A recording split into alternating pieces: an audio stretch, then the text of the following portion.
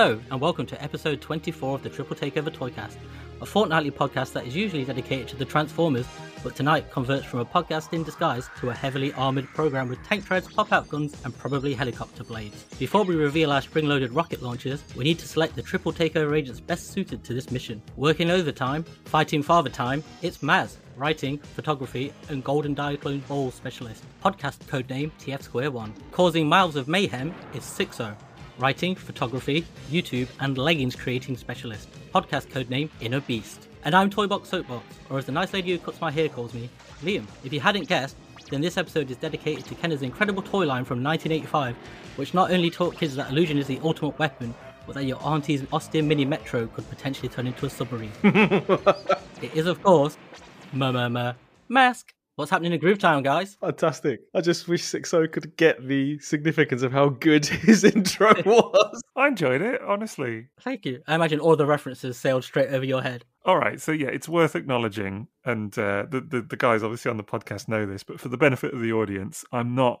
super familiar with M.A.S.K, whether that's the toys and certainly not the cartoon, it's fair to say. So yeah, some of the references did go a little bit over my head, but still, it's a bit of fun, isn't it? Was the one that you picked up on, was that it was just called M.A.S.K? Was it that bit? Oh yeah, I was in at that point. I was like, okay, I feel like I'm onto it now. Do you know what I mean? Yeah, so how have you guys been? Knackered. Absolutely knackered. That's babies for you, mate. Yeah. Just shattered feeling every day of my age at the moment. And it's freezing and it's snowing. It's not always the case in Iceland. Well, it's just worse this time of year. When you get into the January tunnel, it only really ends around late March, mid-April. At that point, you've suddenly got some daylight. Yeah, so I'm all right. Looking forward to this tonight, though. Looking forward to a slight change of pace to our usual stuff. And we've been promising this episode since the beginning. It's been a recurring joke in every intro I've ever done is, we will get there eventually. And it's actually happened. First this, then car robots. Who knows? Us actually keeping promises. See, this for me is the point when I have to admit that I'm very... what's the word? Well, I have a distinct lack of knowledge on any toys that aren't Transformers. Could honestly never really sit and talk too long beyond just the usual dose of nostalgia about many toy lines. Transformers is the only one I really know any kind of significant detail about. But I'm really into it, and I've got fond memories of M.A.S.K and certainly up for nostalgically reminiscing about a few of the toys. Well, I mean, I don't know anything about the series beyond the 4 or 5 toys I have. And, I got them because I remember kids having them when I used to go around their houses and thinking, oh, that's a really good looking toy. What would it be actually like to own it? I got the chance to get about 4 of them super, super cheap. And then I got one myself just to finish off the ones I really liked. And I tried to rewatch the cartoon a little while ago, and I only got to episode 3. I think Liam probably knows more than both of us, but I wanted to do this episode as a Transformers fans looking at M.A.S.K. So, like you said, let's dispel it really early on. This isn't the ultimate guide to M.A.S.K. It is just, like most of our episodes, just anecdotes and how we feel about M.A.S.K toys and just us talking about what we see and what we've experienced. But yeah, let's not give them the wrong impression that we are, doing M.A.S.K today. This is definitely not the definitive M.A.S.K podcast of all time. Although there are so few, it could well end up being by accident. I presume there must be like a M.A.S.K fandom though, because I know there's websites and stuff, isn't there? You pointed us to one, Liam. I know that M.A.S.K Force website is really good. Wicked. Yeah, it's a really good website. Terrific website, great layout. I love that 360 spin, and then you can sort of enlarge it and still 360 all the toys. Super website. It has so much information. It's all neatly laid out as well. Yeah. There used to be one before called, it was albertpinello.com, and that was the guy to go to who knew everything about M.A.S.K. But his site's died. I was trying to look for it last night and I noticed it doesn't exist anymore, which is a shame because there's a lot of information on there that isn't anywhere else, and it was kind of sad. Yeah, I was super impressed with maskforce.com. Just the level of dedication that whoever's built it has taken with it, just because, as you said, Maz, just all of the toys being photographed in such detail, 360 degrees as well. It's quite incredible. All of the packaging really given the time of day, even with different price tags and things on it. I was just, it's an incredible resource. And actually, as someone who, as I said, I really don't have any, knowledge of M.A.S.K beyond the toys that I knew as a kid, and definitely do admire a lot of the designs and think they look super cool. I had, a great bit of time today just kind of digging through that website. And same. There were a couple of toys that I swear, if I'd have seen a picture of them, just a standard picture, I wouldn't have remembered having them. But there was one, at least, Raven, that I suddenly, it was the 360-degree picture of Raven spinning around, and the way that the doors fold out, and in particular, the way that the bonnet flips and the tyres come round and the little bits on the tyres flip up. That picture on that site, instantly, I was like, oh, I had that toy as a kid. And I just completely... What? Brilliant. Yeah. What, you think it was store-bought for you? Or like maybe you got it second-hand or from someone like that? Maybe second-hand. I mean, I had, a few second-hand toys as a kid, so it's perfectly possible that it was second-hand. I don't remember some of the stickers necessarily on it, but I remember the process. Like I can, almost now, it's so weird just based on this one picture, but I can remember flipping the bonnet over, and I distinctly remember the action of like putting my nail under the little flaps on the wheels to kind of peel them up or whatever.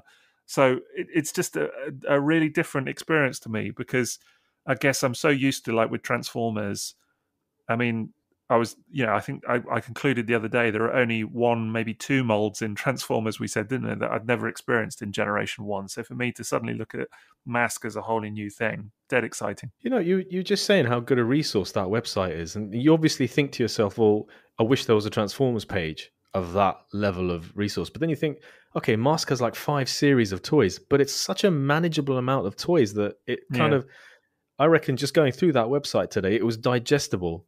And I could look at all the toys. I know there are variants and, foreign variants, like Mexican variants, they also have, just like Transformers. You just couldn't do that with the Transformers page, could you? No, but it's one of the interesting things I always find is, because I obviously follow M.A.S.K more than you guys, and it's the lack of, it's how used you get to having the TF wiki, being able to go to it.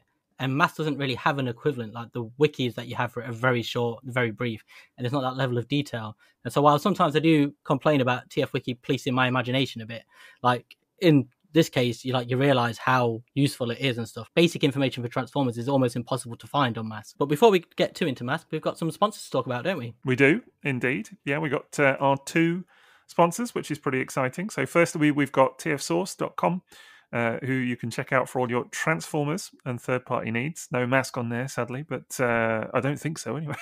No, I checked Toy Source as well. They do have some vintage G.I. Joe and Transformers, but I didn't see M.A.S.K. Yeah, I was going to say, suddenly occurred to me that they might do on the other site. But so tfsource.com for all your Transformers and third-party needs. We'll take a look at their site in their sponsor segment a little bit later. And then we've got gearforgeeks.co.uk as well, our new second sponsor, who a UK-based site.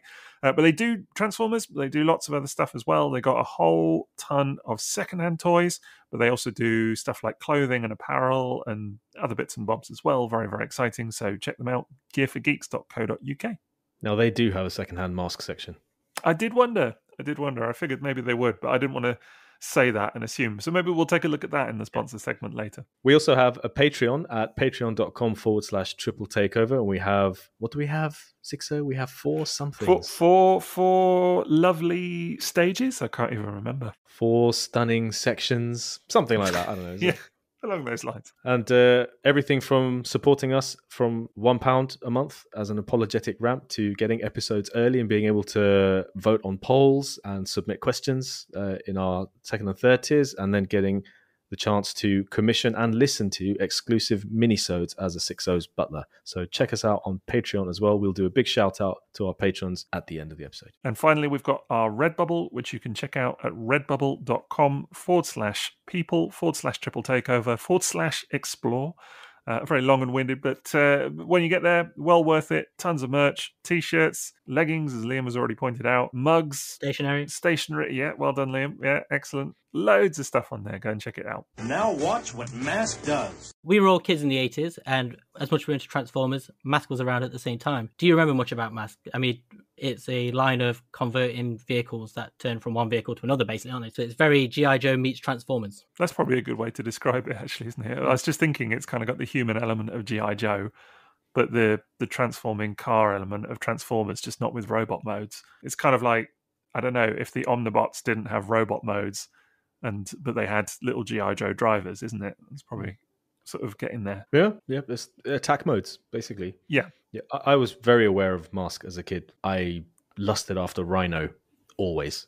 not just as a kid, but then also as a toy collector, because it was just such a beautiful big truck. And I think I loved the vehicles of M.A.S.K. They were, really recognizable for the most part.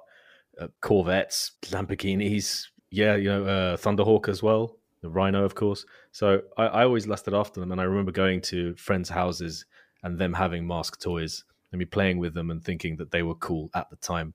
But I also don't think, as an adult collector, I ever considered collecting M.A.S.K. when I got into toy collecting in 1998. Didn't think anything could be as cool as Transformers. I never understood why these big, bulky, sometimes kind of hollow vehicles would be fun as an adult. I came to realize how wrong I was about that. But yeah, the M.A.S.K. cartoon as well, and the M.A.S.K. theme tune, they were jammed in my head from a young age, from the first time I saw it. So it was always in my consciousness. I mean, it won't surprise anyone to hear that I had most of the toys as a child, thanks to my very generous grandparents. I absolutely love M.A.S.K. And as a kid, I think I was more into M.A.S.K. than I was Transformers. Really? Yeah. Like, even if I go to my mum's house now, there's still one of those, there's like child holdalls you used to get. It's like a blue bag with red handles, and it's a M.A.S.K. one that's still got like bits of old toys and stuff in it. So there's a lot of stuff like that. But I was really into M.A.S.K. as a kid. I loved it so much. Like you say, the cartoon just hooked me straight away. But it was the vehicles and just, they're such big toys as well, especially when you're little. You just mentioned a holdall. Do you know, my wife asked me what episode we were doing today, and I said, we're doing something called M.A.S.K. I've got some big toys at the back of my display. I don't know if you remember them. There's only a handful. And she goes, what, the toy line where you've got that little child's rucksack? Like, yes, I do have a M.A.S.K. rucksack with Switchblade and Rhino on it. And I think it's a vintage one as well. Some bizarre thing happened in the UK a few years ago where these turned up at retail in some discount store. And someone kindly grabbed one for me in the UK, and Graham gave it to me at TF Nation. But yeah, I have a vintage M.A.S.K. backpack.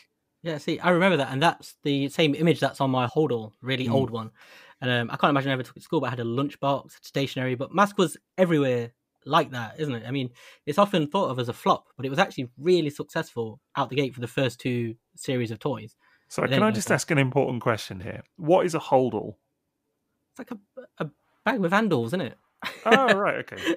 I just call it a bag, mate. I'm not... You call it a duffel bag. As opposed to all those bags without handles. Well, yeah, bags have handles, don't they? That's just... Is it got like a specific name? Anything else is just a sack. bin liner. Yeah. Just carrying bin liners for your school year. Pillow covers. Yeah. All right, a holdall. Yeah. A holdall. I don't know what else to call it. It's like a bag. So hang on a minute. You basically just got a carrier bag with a M.A.S.K. picture on it. I've drawn M.A.S.K. on it. One of a kind, limited edition. Illusion is truly the ultimate weapon in my mind. Also, I mean, I know we know, but we should, for the purpose of being useful, what does M.A.S.K. stand for? Because it is M.A.S.K. So, what does it stand for? It's Mobile Armored Strike Command. A command with a K. Like Mortal Kombat with a K. Yeah. Do you know what Venom stands for? Which is the villains. I do. Oh, no. It's villainous evil numpties on Mondays. That's exactly it. Wow. That's I actually don't know what it stands for. It's Vicious Evil Network of Mayhem. Wow, that's pretty cool. It's an actual acronym. It's that time, isn't it, where they just shoehorn everything into an acronym. Well, it's very of its time, certainly, yeah. That's one thing I do that stands out for me on this toy line, is that the names are brilliant. The names of the toys are fantastic. Like, really, not so much the pilots. We'll come to that, I'm sure. But names of the toys are superb. I was cackling to myself. Yeah, we will come on to it, but I was chuckling away, going through this website, looking at the names of some of the actual little blokes and the little figures and that. I was just killing myself. Yeah, honestly. There's one in particular which I have to bring up later, which has won the prize for the worst. I think I know which one that's going to be, but there was another one where you made up a name. You said that's obviously not one, and I went, well, actually, because it actually is. I think I must have known somehow that it was kind of close, but we must remember to come back to that. But so when you were at school and stuff, did other kids had masks, didn't they? Because I remember everybody had masks. As much as Transformers, mask was everywhere. That was I just Condor. Exactly. Yeah. I think just like Maz was sort of saying, I have great memories of going around to friends' houses as a kid and playing with their M.A.S.K. toys, even though I didn't have, that many. Although I probably had more than I thought. Just looking through this website already, I'm like, oh, no, I think I had that one. More than me, yeah. Yeah. Do you know what I mean? I sort of convinced myself that I hardly had any, like maybe just one or two. But I just spotted another one now, and I'm like, I think I had that one. It's the funny thing, isn't it? Transformers has sort of supplanted your memories of M.A.S.K. Yeah. for a lot of people as well, because like I think we remember Transformers as being, because it's so popular now, we know so much about it. You almost remember it being way more massive than it even was. Like even in your own life, like I love Transformers, but there were so many other toy lines at the same time. That's the thing. I think because Transformers was so ubiquitous, there's that word again, but also because it was so domineering in our lives, I think that's it. You sort of forget about the other stuff that actually you did have. If you only had one or two toys of a particular line, it sort of fades a bit into the background, doesn't it? I remember going around to people's homes and them not having Transformers and me being like a little bit disappointed. But they must have been the kids with M.A.S.K, because I remember seeing Rhino and Condor at friends' houses and stuff. And I remember I had a friend who had one Transformer, a Beachcomber. That's all he had. Imagine. Poor sod. But I always remember there was the one kid at school who he had only one M.A.S.K toy. It was Razorback, the white NASCAR sort of car. Oh yeah. It's one of the few I never had, so it was the one I always coveted. And I remember the first time I got to play with it, and it actually turned out to be one of the most disappointing toys because it just sort of folds up a little bit. In the middle, yeah. It just hurts its back really badly, like breaks its own spine, sort of thing. Yeah, it's like a really angry cat. Yeah. But I remember it like it was everywhere as a child. As much as Transformers was, it was everywhere. And I remember seeing it everywhere. Yeah, because it was far more popular in Europe than America as well. M.A.S.K, so it lasted longer, just like Transformers did. M.A.S.K got an extra wave of toys here that was never released. What years did it actually run between? M.A.S.K launched in 1985. So okay, because there's an often sort of lazy complaint that comes up where people say it's cashing in on like G.I. Joe and Transformers. But it actually started production in, I think it was January 1984. And Transformers is late 1984, isn't it, when it landed? So even when it was going into production, they can't have known enough about Transformers and G.I. Joe at that point to have based a toy line on copying them, essentially. Okay, that's interesting. And how long did it run for? There's Series 1 and 2. There is the Racing Series, Split Seconds, and then a fifth one, which is just single figure packs with like a little dinghy or a jetpack, which is the fifth series, Adventure Series. Yeah, they're the ones we got in the UK. Because I remember seeing those in Wilco's as a kid and really wanting them. That would explain why they go for so much on the M.A.S.K groups, because like carded ones pop up, so they are like European exclusives. Is that why they're selling for so much? Those are absurdly expensive. They are. Right. They're the real prize M.A.S.K. Well, everything is just... I mean, actually, that's one of the things I'm finding with M.A.S.K. They're actually very costly toys. And if you start getting them in good condition with this incredible packaging that they have, it's everywhere as expensive as mint in box Transformers. Every bit. Even with this massive case find that was found in Chile a few years ago, there's like mint in sealed box mantas everywhere on like Facebook groups on M.A.S.K. But people are still asking like £300 to £400. So it's not like it's cheap. I mean, if you want to be a M.A.S.K collector today and collect mint in box unused, it's costly. It didn't used to be though. It's only recently again where it's gone up. But I think it's, again, you know how you had like back in the day when Transformers popped up on Antiques Roadshow, suddenly Transformers went up in price at car boots everywhere. And then when eBay and the Transformers movies kicked in, Transformers prices went up again. And I think that's a similar thing with what's happening with M.A.S.K is lately, as you know, Transformers is sort of, there's less of them available now and there's more of a collector market for them. I think people have started moving on to other toy lines because you've seen them rise quite fast now. But M.A.S.K used to be quite cheap and you could pick up. There's only a couple of, like 2 or 3 years ago, I was looking at box Condors and Fireflies and stuff and they were like 30 quid. That's unthinkable now. Yeah. I do think there's an element of people going and buying other toy lines because there was a period of my collecting where when I got the really nice Rhino, Condor and Thunderhawk into my collection, I thought this is an amazing experience because now I've got these 80s iconic toys from my childhood that I remember with a really well-known cartoon and theme tune and toys. And this is an amazing thing. It's not just Transformers that give me this feeling. Having these is also doing that. So I explored that a little bit more and bought a couple more M.A.S.K figures.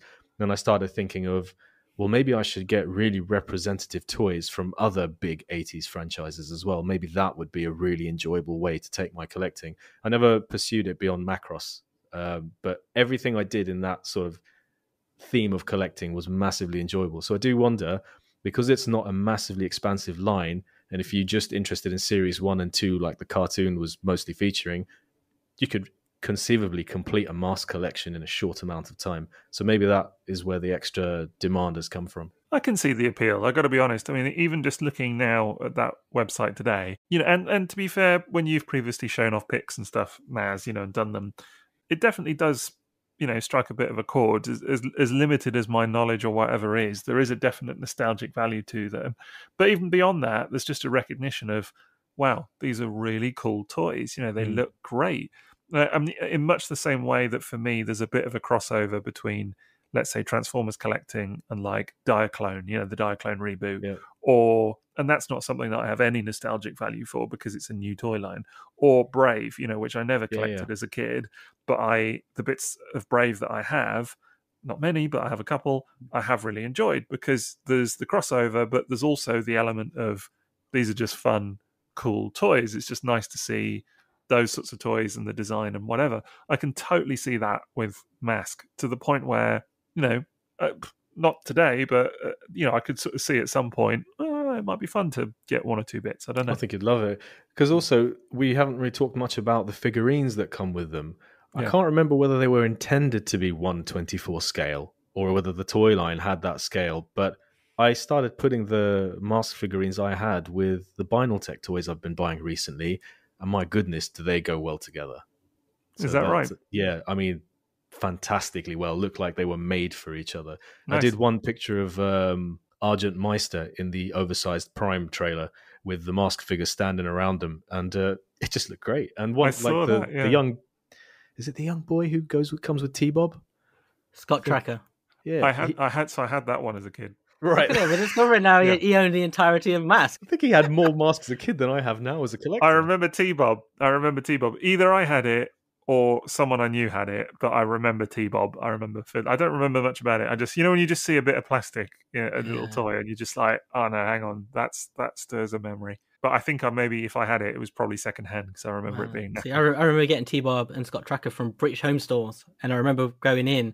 And, they had those sections where they always had like weird lamps and stuff that you saw everywhere in the 80s. It's like all that sort of stuff. Actually, giant Coke bottle, like money bags, all that sort of stuff. And then there was just this rack of like toys in the corner. And I remember seeing it and like almost like exploding because I really wanted it. These toys are really tactile things. For example, getting a toy like Rhino as an adult is almost a reproduction of the experience of getting something like Optimus Prime as a kid. It's so big and there's so much going on. You use both hands absolutely to separate it, and there's so much going on with its attack mode. It's covered in chrome, and if the chrome's good, it's a glorious sight. Really cool stickers, tons of accessories, spring-loaded rocket, figurines. It's a playset by itself, and it definitely makes you think like this is an experience. And that's not what my collecting as an adult with Transformers has been. I've always bought the smaller scale figures. I always missed out on the Metroplexes, the Fort Maxes, the Scorponox, really big Transformers. Even Titan class things were only a really recent purchase of mine. And it's having these bigger M.A.S.K toys that made me realize I actually quite like big toys, big robots. So that's been a new thing to sort of discover. And this toy line nails that. But that's so much of what these M.A.S.K toys offer is they are toys. Yeah. And I know we say that about Transformers, but there's a different vibe to them where you pick up a M.A.S.K toy and it's to be played with. That's how it feels. Like the features, it's attack mode. It's a toy feature. Like you press a button, it pops stuff out. It's very, very focused on that. Whereas particularly the Diaclone Transformers are less so, aren't they? They're very much, particularly now, the way we view them now as adults is different. Whereas those toys, they are very much toys. Everything about them is like that. But just to go quickly back to something you mentioned about 1/24 scale, that's, I don't know if you know this, you probably don't, but that's what they used when they prototyped the toys, was they bought actual model kits of cars and they just added bits to them. And that's how they prototyped everything. That's why the cars look like real cars. And that's why they are 1/24 scale, because they were all 1/24 scale models. There you go. That's so cool. It makes total sense that there is a scale to the vehicles and that. I was going to ask, are they all kind of consistently at that scale? But that's actually very appealing, I've got to say. The fact that not only the line has a scale all to itself, but that it's blooming in scale with Binaltech as well. That's so little is, really. Oh, man, that's pushing a button for me. That was the very first thing I did when I got Binaltech smokescreen was try and put Matt Tracker inside it. Does he fit? No. No, It's not quite. It was real squeeze. Yeah, he real fits in squeeze. Hot Rod. I could get him in Hot Rod. It was Oh, what, the Ford GT? Yeah. Oh, yeah, okay, I'll give that a go later. Well, if you're going to ride, Dano, you're going to ride in style. Yes. We've got him in sight. Hold on, Mask will be right back. That whole thing about you talking of being in scale and that being attractive. I mean, we were just looking at Outlaw today, this incredible big truck with the snake oil sticker on the side. I mean, that would be ideal to put in a photo with a bunch of Binaltechs, wouldn't it? Yeah. Big That's- old truck base. I'm even thinking, and it's, do you know what? If anybody that is more into M.A.S.K than Transformers is listening to this, they're gonna not like this point. But I'm even thinking that actually in photography, how great it would be to have some of these cars in the background and stuff like this. It's like little props and things. I mean, I wouldn't just buy them for that, of course. Right here, guys. That's what I use in stuff. Is M.A.S.K stuff. Is Hi. it? Yeah. I've used it for years. That's right. And that's the Boulder Hill gas sign pops up in the background of every photo That's I do true. with like I have the seen ruin that, stuff. yeah. But I use Yeah, I use the figures a lot as little background people. Do you have and- Boulder Hill then? Do you? Yeah. Is it still your childhood one? No, that it's your from granddad bought for you? the Epic Hall. It was Okay. it was in there. Right. Do you want to talk a bit about Boulder Hill, Maz, and your nickname for it? Now, it does look a little bit like a normal mountain that a rather large person took a dump on, doesn't it? And this is where Liam goes quiet. Just Yeah, drinks I was his gonna drinks. Like, nope, not engaging. I'm Nope. mortally offended in this. You're lowering the tone. This is what you're going to be like when you do a Diaclone episode, and I'm cracking jokes like this in the background. You're like, no, take it seriously, guys. Yeah.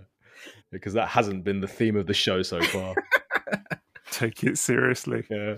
Looks like a poop shoot. Is that what you're trying to say? But I mean, how good is that as a base for these toys? Like, could you sort of liken it to something in Transformers in terms of how it interacts with the regular M.A.S.K figures and vehicles? No, not really, because the Transformers bases, they do interact, but not in the same way the M.A.S.K toys do, because it's very much a petrol station, so your natural inclination is to run the toys through it. The side of it flips around into like an armoured thing, and it has these doors that open, and you can fit most of the cars through it. It doesn't fit Rhino, though. Even though in the cartoon, Rhino is one of the ones you see emerging from it, but it doesn't fit. It's too small for that. So that's not quite in scale. But then I imagine having a mountain and a petrol station in scale would be enormous. I mean, Metroplex and Optimus Prime and Ultra Magnus, like, it's the same thing, you know. Yeah. They have the same size wheels, for Christ's sake. So- But yeah, Boulder Hill. I told that story, didn't I? Was it on the? Did we do a sentimental episode at some Yes. point? Was Yeah. that a mini-sode? It was. Oh right, yeah. When I came home, I came back to my grandma's, and my granddad had built it, and that's how I discovered I'd got it. And I still, that memory of that is just one of my most favorite toy moments ever, because he'd even put the cars out around it and stuff. That's That's cool. cool. But he was doing that very thing of not being that engaged in it being a toy, being everything had to be proper and organized with it. You know, it's like this car has to be here. These are petrol pumps, not guns. They have to be petrol pumps. It's an incredible toy. If you've never owned it, it's one to experience. But it is so massive, it's really hard to take photos of. I don't think there's anything like it in Transformers even. Just I'm looking at pictures of it now, and I just, Metroplex, Fort Max, all of that, they're all different. They're all robots in their own right that just happen to turn into a base. And yes, there's a bit of cross-functionality with them, but it's almost a bit incidental. Do you know what I mean? Other than maybe Metroplex, where there is some, they obviously designed it with the Scramble City guys in mind. But even then, take it or leave it, really. Do you know what I mean? Whereas this is much more like this has been designed very specifically as a playset for those vehicles. You know what? If you had like a proper collection and a display, it would be an incredible centerpiece. Like, I don't know if you ever saw the toy catalogs that they used to have for M.A.S.K and stuff, and you would always have Boulder Hill out in the middle and the toys around it in a battle scene, and it's the perfect centerpiece like that for something like that. Whereas I suppose the Transformers equivalent is probably something like Omega Supreme. It's the only one you could really build stuff around and across, if that makes sense, because Metroplex doesn't really lend himself to that. Yeah, but this is the thing with so many of those M.A.S.K toys. I mean, there was a little later in the series they did Billboard Blast, which is a silly little billboard that turns into a crate and all that sort of stuff. But there was also one called the Collector, which is like a toll booth. I saw that on the website today, yeah. Did you see its conversion, like what it turns into? It's like a little armored bunker, but it matches the front of the petrol station when it flips down. It's got the armored plate in. Okay. It matches that, so it looks like it's designed to go with it, even though in the toy series it doesn't state that. It's just like it's a toll booth. But when you look at it, it's very in step with Boulder Hill, so it feels like an add-on piece. That's really cool. I'm surprised, or maybe they did. Did they ever sell like playmats or little road sections or anything to go with this stuff? Because I think the fact that you can get several buildings that fit with the cars is super cool. I'm just imagining how ace it would be to have little roads and things to go with it as well. But as far as I know, they never did anything like that. Or? No. They never really branched out toy-wise like that. I mean, they branched out into, they had laser toys later on, but that's about as far as they got. But it's such a short toy line, really. They didn't really expand like that. I mean, they did merchandise, ancillary merchandise for everything. Backpacks, like we were talking about earlier, stationery, everything. Storybooks. Holdalls. Yeah, holdalls. Masks, actual masks, but all sorts of stuff. But yeah, they didn't get into that sort of stuff. I'm just imagining how cool like road pieces would have been. And, you know, there's potentially... They could have really gone the kind of like toy scenery route and just cleaned up on it. It could have been immense. Maybe there just wasn't the supporting sales. Maybe it was... Maybe. Like, how popular was the cartoon beyond us all knowing the soundtrack to the theme and all the rest of it? But I don't think they did stuff like that for toy lines back in those days, did they really? Unless you bought a train set, but they didn't really do add-on scenery and stuff. They don't even now for a lot of things. So I guess I was more imagining just like a giant like map thing, you know, like mat thing, you know, kind of a big fold-out mat. I wasn't imagining necessarily anything too elaborate, but just really because of the scale of it, you know, and because it's kind of cribbed off, as you said, toy models and things, you know, model cars. I sort of thought that maybe it played up to it a little bit. The fact that, I mean, it's unusual to have cars like that all in scale with one another. So the fact that they can do it is really sort of saying something. I guess the jets must be out of scale though, right? Like some of the planes and things. They Meteor or something like that. Yeah. Right. They can't all be in 1:24 scale, surely. They all tend to fit around the people, don't they? So Switchblade looks like a real jet, but if you put him next to Thunderhawk, it would be a very small jet. Yes. Right, because it's the same thing in Transformers, isn't it? With everybody talks about scale, but then as soon as you throw Seekers into the mix, you're like, well, forget it, you know, because they'd just be massive. Even though they're built around the Diaclone pilot scale. Right, yeah, exactly. It doesn't work. It's a very nonsensical toy line like that as well, because you have not Skybolt, Slingshot, which is the RV, which folds open and has a jet plane inside of it that flies out. But when you think about the size of an RV, what that would be like, and then you imagine a jet, and then it's like, how would that fit in there? It just wouldn't make sense. Well, you can get some pretty impressive RVs these days. Hold on, there's a battle we have to tend to. Be right back. Okay, so we're going to talk about some of the most recognizable toys from the toy line now. We'll start with Thunderhawk, which is probably the most iconic toy from this toy line, isn't it? It is in terms of character, but I still think Rhino is the most recognizable M.A.S.K toy for me. I mean, it was on the logo, Rhino, wasn't it? Yeah, and the size. And I think most people had it. If I was to think of one M.A.S.K toy, is Rhino, for sure. Wonder if maybe that just appeals to Transformers collectors more. That it's just the shape of it and the fact that it's a massive truck, beautiful truck detailing, big old wheels, chrome, stuff like that. The colour is lovely. Yeah, the colour. That's the thing about these toys. What I find is that the more of them I look at, and I don't want to be all pedantic about the condition like I am with Transformers, but then I see the stickers that these toys have. For example, the wing stickers on Switchblade are 100% synthwave. And it's the same with Piranha. Even these really cool colours that you get on Rhino aren't too different from the colours I've got on my, like, the Sixo designed for my Transformers Square One logo. And then when you see that those stickers are worn, you just think, no, I want to get one with really good stickers. And then you're down the same road as you are with mint Transformers collecting. But there is like a kicking M.A.S.K repro scene as well. With I was going to say, is there any repros? And yeah, absolutely there is, yeah. Oh man, that makes it so much easier. And I presume all the toys have been done then in that regard. I think so, especially these really well-known ones. Except for one, Meteor. Yeah, because I know this because mine doesn't have any stickers. They're all worn and gone up. So I tried to get some. Yeah, so I contacted the person who makes them, makes most of them, and he said they can't because they're like a shiny sticker. It's a different kind of material or something like that. It's a different kind of sticker, so they couldn't do it. So I have this Meteor in absolutely mint condition, but with no stickers. It's really annoying.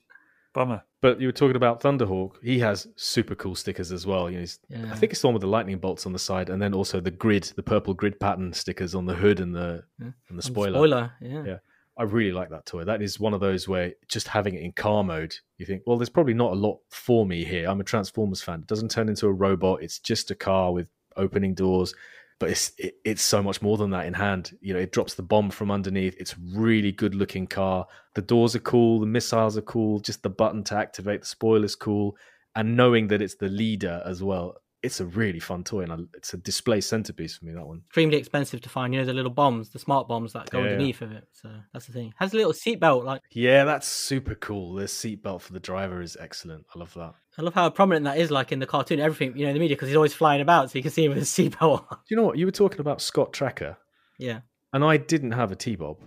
Did Thunderhawk come with a Matt Tracker and a Scott Tracker? No, it just came with Matt Tracker. Okay, because I've got a Scott Tracker, so at some point the person who sold me this toy must have had a T-Bob, because I've got both of them.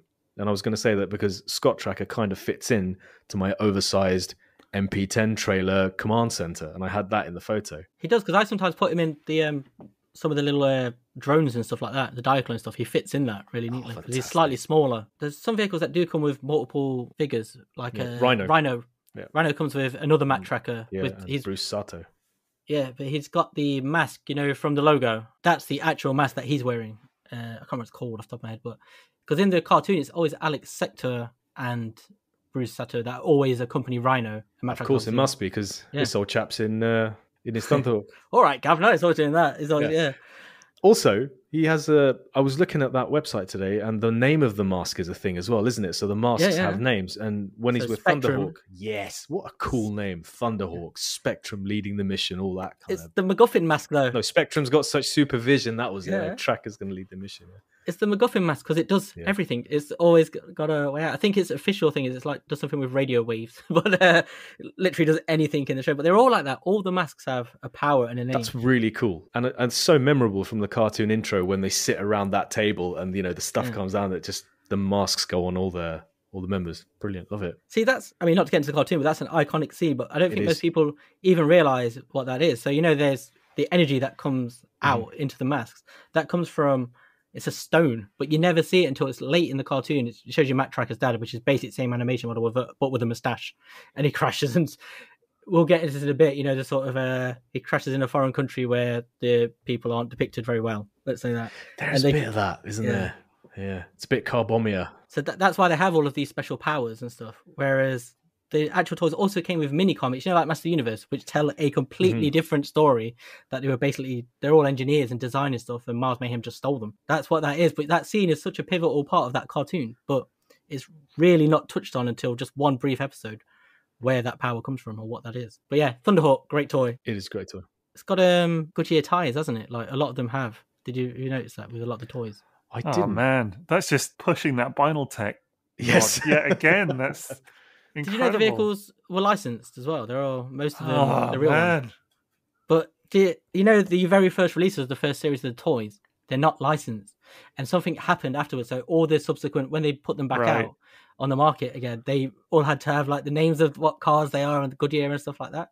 They did a Transformers basically. And I was going to say, is it like an X-Brawn thing? Yeah, they just could have like, just modify the headlights or whatever. But they didn't even do that. Like, a lot of the vehicles are so just dead on, other than they have like alternate modes. So it's really funny. Like the Jeep Gator becomes an actual Jeep on the toy when it's put back out. That's a weird one. It just sort of opens up like a big Pac-Man mouth and spits out a boat. Oh, I love that toy as a kid. You know, it floats in the bath. That the boat does. But you know what's funny about it? It ejects the boat, but after a while, it's meant to shoot it out, so it shoots into water. But it sort of just like shoots it part way out, like it's sticking its tongue out.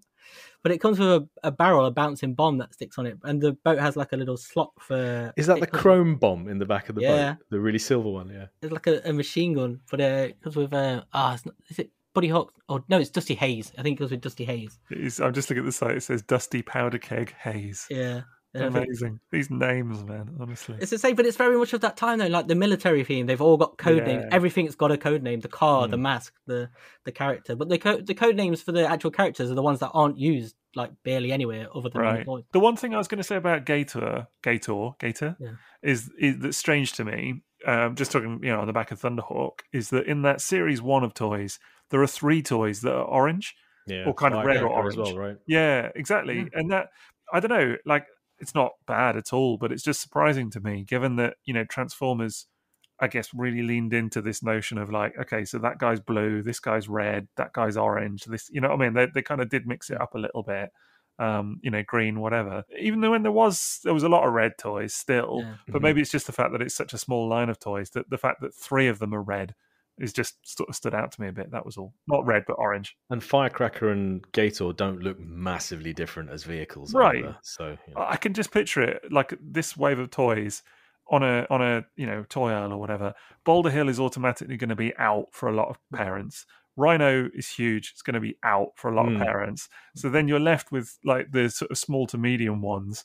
And then the fact that 3 of them are red and 2 of them are, I know they're not, but trucks, let's say. I'm talking about it from like your average dad or whatever, just looking down the aisle. Do you know what I mean? From that kind of perspective. And that's why everyone had Condor. I do that with my boys. When toys now, you just you when stuff you're not familiar with, you do look at it and generalize. Oh, it's a bloody truck or whatever. Do you know what I mean? You just write stuff off. Can you not see his son taking him to Toys R Us or a store when he's a little bit older and asking for a toy, and then him being all like that about it, and then him just saying, "Oh, Dad, could you just not be Sixo today? Put the colour wheel away. Can I just have that toy, please?" Yeah. I'm a nightmare, man. I start like assessing the paint applications and stuff like that. Do you know what I mean? There's one you mentioned there that's quite interesting. It's Firecracker, which is one I didn't have as a kid but always wanted, and I got it as an adult in the hall. And it's the only one that I think is a real miss out of the early toys. Oh, what a shame. I've had my eye on one of those. Definitely wanted one. Because its action features, it basically just goes up on stilts. That's it. That's all it does. Doesn't it have a winch at the back or something? Or is it just... No, it has a spare tyre that can eject and has like knives, blades on it. But it has a motorbike that sits on the back. Yeah. That's cool. You take it off. But it's not really designed for the figures to hold because it's made as like a scale bike. And you know what those mass figures are like. Their arms are apart. So you can sort of slot them on it. But yeah, I mean, it's a neat truck and they all have opening doors, all that sort of stuff, but it's because it stands up. So many of them do so many cool things, like Rhino when it slides apart and the back comes off to form a little mini car. But that's exceptional. Yeah, let's talk about Rhino, because I remember the day I got that, and that is one of my favorite toys. I mean, we were saying earlier about how Transformers and M.A.S.K are connected, and a lot of it now is because they're owned by Hasbro. But really, it's not that at all. It's the nostalgia for people of our age that those two are connected, because they were the big cartoons on toy lines of our age, and I think that's why they're so connected. And Rhino, man, it just feels like, with all the chrome and stuff and the rubber tires, it feels like a really big Transformer. That's what they've got. That chrome is beautiful. It is, but it's so hard to get with good chrome, and then you start getting into mint Transformers price territory. And it's blocks. It just looks like it's almost Justra Diaclone levels of gorgeous box art, and they all have it, and they look beautiful together, M.A.S.K boxes, and Rhino is a mega standout. And it's like you said, it's so fun to just handle this truck. I can't do a photo shoot of Rhino without the numbers going through the roof. Everyone loves this toy, and those stickers are mega cool as well. The tri-stripe colors and the color of the truck itself. You don't get a lot of Transformers that color. I was going to say, it's a really unusual. I love it. 2 drivers as well, so it's plenty of play value. It's got that rocket, but mine has busted it. The rocket doesn't stay on the spring; it just always pops out, so I can't actually use that. And of course, it's got the ATV that pops out the back. But it's the way the back of it slides open into like a small command base, and the ramp folds down and stuff. But the way that's all concealed, though, and when you look at that ramp, if you didn't know what M.A.S.K was, if you brought someone in, they just saw it, they think it was a scale truck. Like, they would know it's a toy, but they think it was just a toy truck, really. They wouldn't realise that panel folds down and it slides open. It's that little radar dish rotating. And most importantly, it's a beautiful truck. It's just perfectly proportioned, great looking vehicle. Presence. It has a real presence to it. Like you were saying about the size, there's a weight and a size. When you pick up that toy, it's an amazing chunk of toy, but it feels like a real gold standard of a toy, because that's what that is of M.A.S.K. That's real. That and Outlaw are probably the gold standard. It's stuck in my memory for decades. So finally having one, just even it was something as silly as how good the wheel hubs looked. As a kid, I remembered that. I was like, this has got really cool looking wheel hubs. I would love to just play with this truck. And it's got the second wheels, like, the... Yes. You don't get like you do with some modern Transformers toys, no names mentioned, the Rise of Optimus Prime, where it's like a truck with absolutely thin wheels, super thin. You think that's spoiling the look, but this is like another era of construction here. But that was the ethos of these toys, was to make really ordinary looking vehicles, but like exacting replicas of them, so kids wouldn't know, but that they converted into weapons or whatever. But that was the main ethos, and the driver was to make them like, because this for Kenner was like, you don't hear of Kenner now, obviously, because they were bought by Hasbro, but this was their first own brand toy line, of this age, because he came out of, followed Star Wars really, and then Superpowers, and then I think it's M.A.S.K. So the amount they put into it, and you can see it in the molds, like the detailing is incredible on all of those cars, but it's not over the top to a point. There's not like tons of extra circuitry or stuff, nothing that makes it look like a fictionalized vehicle. It's everything that a real car would have, or a truck. When you pick it up, it's got such a presence to it, and the noises, and that's another really big part of M.A.S.K toys is the noises, like everything that slides, the springs and just all of that. Like I can still hear Switchblade's wings, that creaking noise it makes as they fold up onto it, right, of the springs. I can still hear that. I'll always remember that sound. Let's talk about Switchblade. That was something I never really wanted. Wouldn't even cross my mind. I mean, I realized it's the villain in the show. Then I saw a picture of one, and I saw the translucent pink, hot pink canopy, and the synthwave wings with those stickers. I thought, this is me as a toy. This is my interest as a toy. And my God, it did not disappoint. Because you think it might. It's just a jet, which then the wings fold back and the sort of skis fold up or down, and it's a helicopter. You think, there's not really a whole lot going on there. But it is, it's fantastic. You want to talk about presence? That thing has presence. Shelf presence, photo presence, amazing colors. And I've actually had the massive displeasure of having to try and take one apart to put nicer wings on my better one. It's like strings and pulleys on the inside. It is. I would not recommend taking it apart. No. It was a nightmare. That's what makes that noise. Oh, it's unbelievable on the inside. Like, it's not like Transformers. They just unscrew a toy, screw it back. It's like springs, pulleys, rubber bands, all sorts. Just stay away. Just buy a different one. It's a very rare toy in the line that's not like based on an exact real vehicle as well. It's such a unique looking jet, and yeah, it's fantastic. It has that huge cockpit, the hot pink cockpit like you're talking about. Which is glorious, and again very tough to find without scratches or marks. And like most of them, the rotors on mine don't stay down. The rotors get lost, so people buy rotors. I had to buy a rotor, and the epoxy rocket, I've got to thank Lee Cheney for giving me one for free. There's a lot of that because it's got so many pop-out guns as well, like on the front and then the skids as well, hasn't it? Yes, like on the toes of the skids. But yeah, it's a fantastic toy. There's so many of those. I had no idea it was such a big piece either. I had no idea it was going to just dominate the shelf. The wings just spread out on top of my shelf, and I find it very hard to put figures around it. It's when I got that in hand, I realized this is another major iconic toy of this toy line. And then once you've got Rhino and you've got Switchblade, where do you go from there? It's not a lot more that, was big in the cartoon, representative of the show, and is that stunning a toy. It's a weird thing, like when you talk about Outlaw, it's such a massive toy, and in any other toy line, it would be like the marquee toy of that year, like the Titan class toy, like Rhino, that toy. But because of Rhino and and Switchblade, and then Goliath later on, he's like the snake oil. It's only really remembered as the snake oil truck, and it sort of fades into the background. That sticker, that snake oil sticker, fantastic. They knew what they were doing with aesthetics here. What's cool is if you look on that All About M.A.S.K website, they have the original concept drawings for it, and it's a completely different kind of oil truck, but it still has that snake oil, but a different version of it. But it's like an Octane style truck, like G2 Optimus. It's that. And the way it folds out is completely different. But the rocket's like a proper, like white with little black checkerboard thing on it, like Polaris, all that sort of stuff. Fantastic toy. Like that's the one in that photo where I thought it was opening Metroplex for Christmas. I realized it's Outlaw, and you can see it as the box is ripping open. That's why my face is so like. Again, that's a toy that honestly, like I looked at the picture of it and I was like, oh, I don't know that one. But I'm finding with a number of these figures, these M.A.S.K toys, there's just some element of it that seems familiar. So with this one, Outlaw, it's the way that the cab folds forward and the roof of the cab flops down. There is something, and actually, the way that the bit on the side that sort of pulls out the little chrome piece, those two elements of it are so familiar to me that I definitely handled that toy. I've still got parts of it now.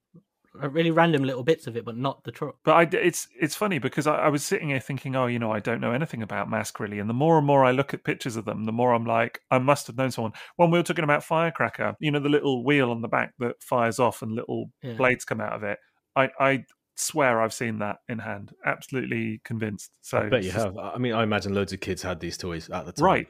our childhoods, we must have come across these figures. I think they must have realised that Firecracker was quite disappointing because in the show, it's the only one that gets destroyed. Like about 20 episodes in, it gets melted. It gets replaced by Hurricane, which is another great toy. It's the one with the flames on the side, the hot rod car. Now, Hurricane, I did have. I think that was one I owned. I'm loving this. How many that you like? I'm going to be saying nothing because I only had one toy. Now it's like I actually owned every single toy twice. Well, I don't think every single toy, but by the end of this episode, you'll own them all again. No.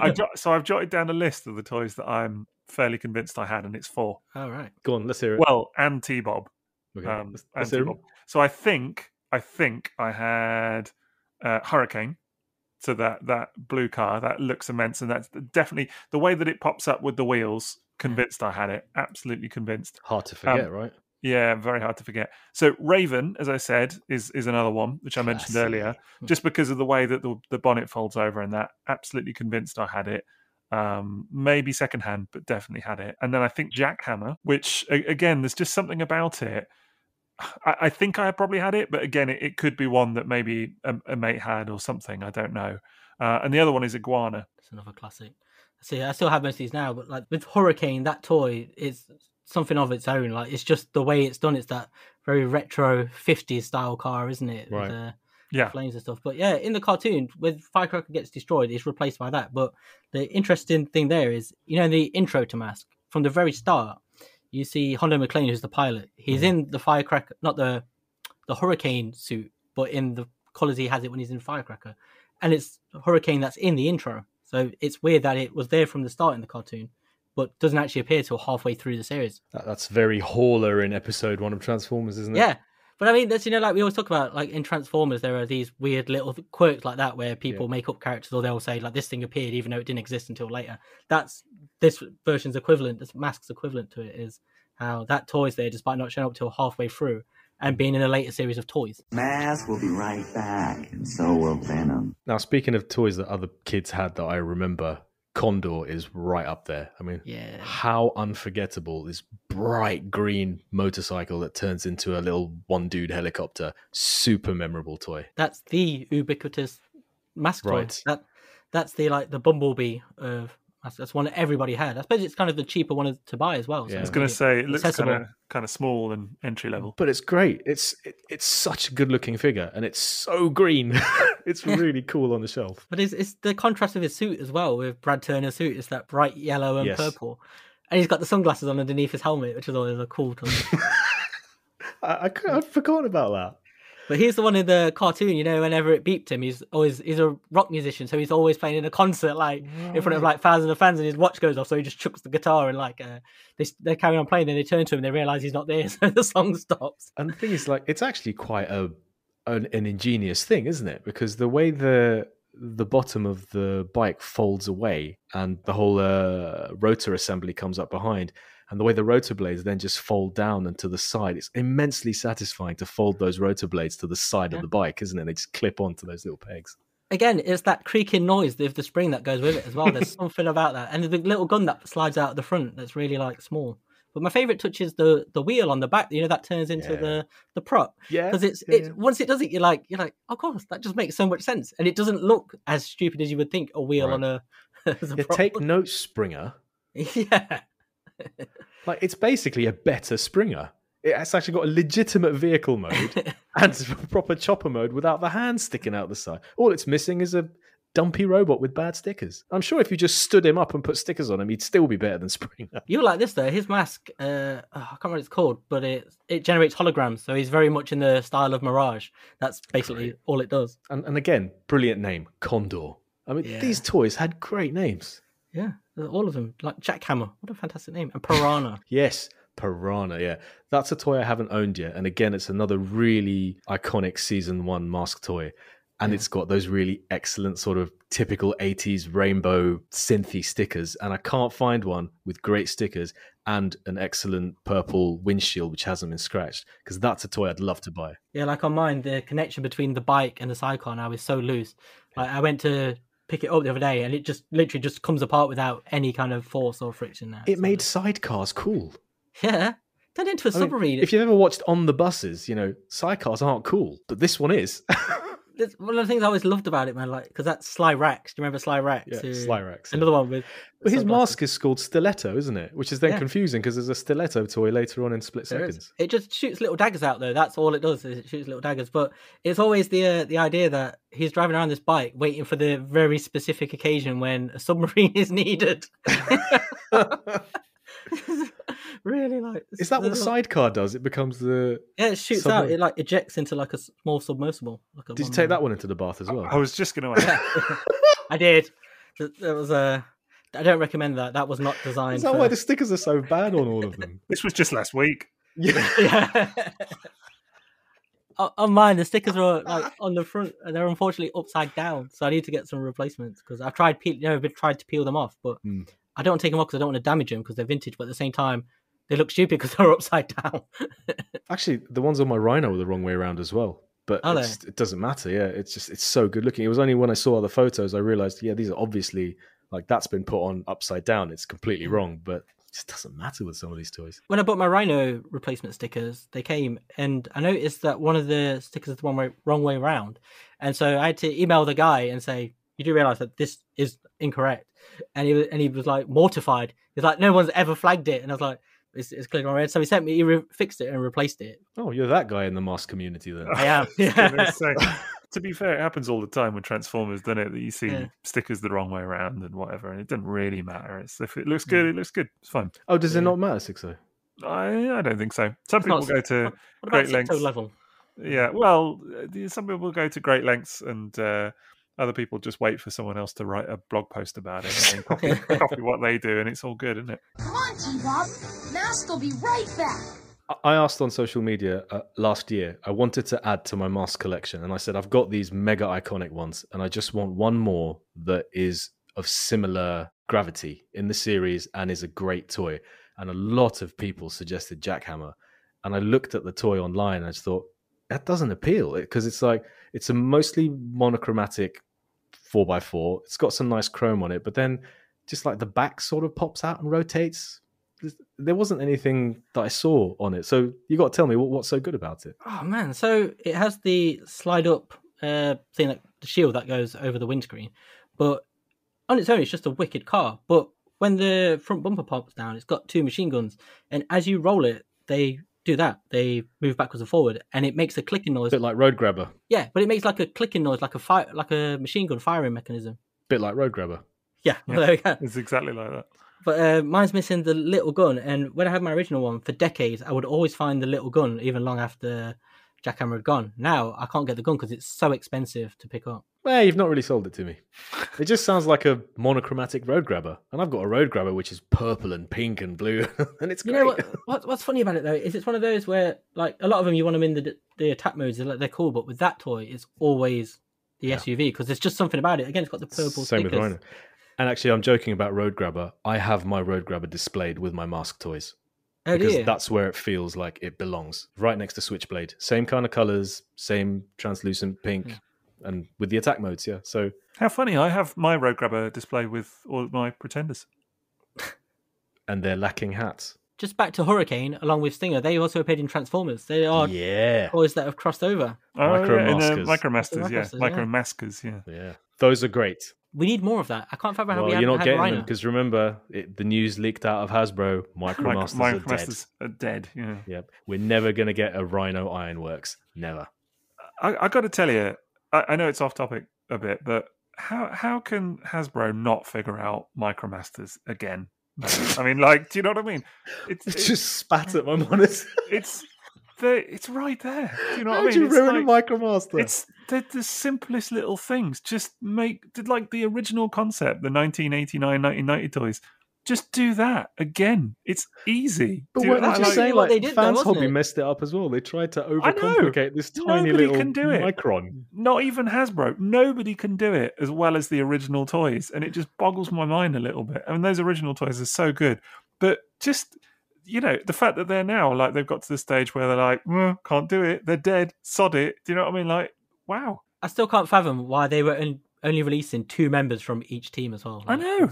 It's like, you're just winding people up with this. 100%. Especially as sometimes they didn't even release, like, the good characters in the set. Anyway, But yeah, there are so many great M.A.S.K toys though. Like Stinger is the one, that you're the Microman face off. Did you own this one as well? No, I didn't. But I was just going to say, looking through the list on this website again of toys that I'm pretty sure I know someone that did have it, but because I have a vague memory of it, but that just looks so cool. And Maz, I think if you were going to add one to your collection, Stiletto?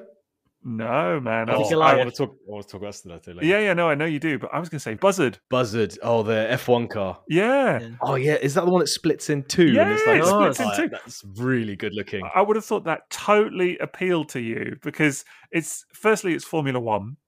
Secondly, the transformation looks incredible. Just the fact that the middle kind of splits into like a little bobsleigh jet thing. When with the two sides off, I mean that's really cool. And then the hang glider for the dude as well. So cool. I went through this toy with my brother because the wings, the wings on it are quite sharp and they've got like little jagged edges. Did he step on your blue string? I can't remember what we were fighting about, but I decided to use it. Was he accidentally born on the day you got a sideswipe? I used to use it like a little pickaxe to throw at him because that's what it basically was like. So, but yeah, I love that toy. That's the Split Second series where the split stands for them splitting into holograms. They could create holograms of themselves. Oh. That Buzzard toy is one I discovered today. And yes, you're absolutely right. It appeals. It looks fantastic. My vote, if you're going to add a fourth toy, even just the Formula One race car mode, I'm just doing a 360 spin of it on this website, and that is gorgeous. That is a really, really one to keep an eye out for. Nice looking toy. What fascinates me though is you say that, but none of you mentioned Goliath. That's the truck with the IndyCar on the back. Yeah, like that. But that feels like such a quintessential you toy, man. The line's full of them, to be honest. I've got to be again, careful. It's a massive toy. Another one with another Mac tracker. Every time you mention a new toy, I'm like racing around this website going Goliath. Which one's Goliath? You know what I mean? It's Where from is the racing series. So by the time I find it, blooming conversation's moved on. We're talking about iconic ones. Sixo's already mentioned it, but I suppose Raven is stunning. It's such a beautiful toy, and looks like Kit. Yes, Kit from Knight Rider. Yeah. But this one's a Corvette. Not Kit. Yeah, I was going to say that because I know Kit bought a Raven and he was really into it. It's so small he can fit in it. Stop it, babe. Love you, Kit. You were saying that you flip over the hood. It's actually a button-operated flip. Yeah. So it's on the right-hand side. You press the button. I was messing around with Raven just before we came on, and I just remembered how fantastic this toy is. It's so simple. You just press the button, flips around, you flip up the wheels, and you pick out the little guns out of the wheels. And of course, it's got chrome on the hubs. Really cool. And the coolest stickers are the ones inside the door. You fold down the doors, it just says M.A.S.K, loads of colours. Are they guns then on the wheels? Yes, the little ones, the little black ones. Out the front. Right. As I say, that was actually the bit that made me go, pretty sure I had that. Was just those little pop-up bits, the guns or whatever, out of the hubcaps. That was the bit that I was like, yeah, definitely remember that. Super cool stickers as well on the rear wing, on the spoiler, and an amazing looking mask on the actual driver. That Calhoun Burns. Yeah, Stonewall. Yeah, Calhoun Burns. There's so many great names. Yeah. But that toy is fantastic. I love that one as a kid. Again, it's one you can remember how it feels like. You had to slide your nail in to lift those little guns out the front of the tyres and stuff like that. Yeah. And I think another one that counts as iconic, it's certainly one that sticks out in my memory, is Manta. Manta is one I've never owned. And as a kid, I think I've told this story before, where I was on a school trip somewhere and I was on a coach and I looked out the window and I could see it in a shop window. And I obviously couldn't I was in Leicester and I couldn't get off and get it. Because your gran wasn't there. Yeah, well, exactly. But I remember being like, it's that horrifying moment of seeing something I've wanted for ages, knowing where I was or how to get back and never get it. But interesting fact about Manta is it was designed for the cartoon and not the toy line. So the animator, who you'll like this, Maz, so he moved from Japan to start working on the cartoon. Right. And he only saw the prototypes of the first 10 toys in 1984. And so he was left to just design whatever he wanted. Before he went to work at Deke, he was a freelance designer. Do you know what toy line he worked on? No. Dmicroman. Oh, nice. Okay. So I saw that Microman blood in M.A.S.K as well. Yeah, but I can't remember his name, but he's done he directed loads of Appleseed, lots of anime stuff. Robotech 3, what was it? Moss Speeder did that, animated that, and the Blade Runner anime that came out recently. Does Bubblegum Crisis stuff like that. But anyway, he went over there to work on Pole Position first to do their mecha designs, and then he stayed at Deke for a little bit, and then was brought on to do M.A.S.K, and so he saw those. Now you're saying Dick, but I remember these cartoons, and I remember at the end of the cartoon, That's that what it did. logo would come up, and this little girl would say Dick. All right, That's not what she said. It was Dick. It was Dick. All Definitely right. Dick. But do you know? Actually, though, like because I was rewatching it, but some of the early ones, they actually instead of saying Dick, they say DIC. They say the letters because they must have known. But Sorry, I zoned out for a minute there. I was busy looking at M.A.S.K toys, and then Maz brought me right back into the conversation with a bit of a short, sharp shock there for a second. But Manta's a Nissan 3000X. Nissan Fair, is it? Yeah. So it's a classic car. But Yep. Back to what I was saying, like so that he was left to design whatever he wanted outside of that. So he'd seen T-Bar as just a robot egg, so he created it that turned into a bike. So that's where the toy came from. But then there was Manta and Shark. Are you aware of Shark? Isn't Shark the white Porsche 928 or something? Yeah, so never had a toy with Gloria Baker. I've seen custom ones that the fandom make in the M.A.S.K community.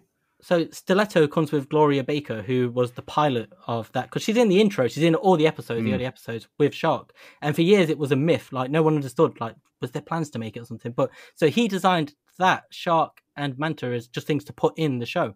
Right. And he didn't discover until 2012. I was reading an interview with him. He didn't discover until 2012 that Manta had been made into a toy. No way. Yeah. Well, he needs to get in on that Chilean case find because there's loads of sealed Mantas around.